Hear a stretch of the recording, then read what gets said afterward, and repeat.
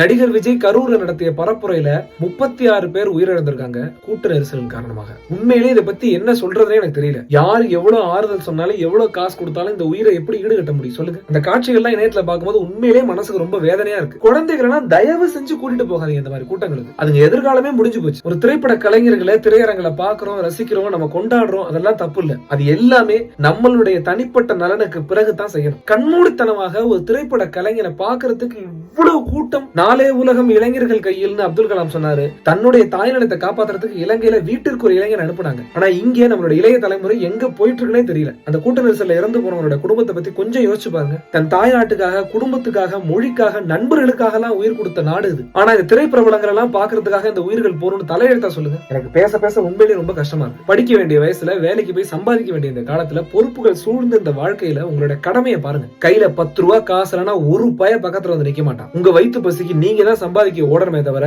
நீங்க பின்தொடரக்கூடிய தலைவனோ யாருமே வந்து 1 ரூபா காசு கொடுக்க மாட்டாங்க. இதுக்கு மேல என்ன சொல்றதே எனக்கு தெரியல. வாழ்க்கை என்பது ஒரு முறை தான். ஆண்டவன் நமக்கு பரிசா கொடுத்திருக்கிறத வச்சு வாடகை தன தவிர நாமளே அழிச்சிடக்கூடாது.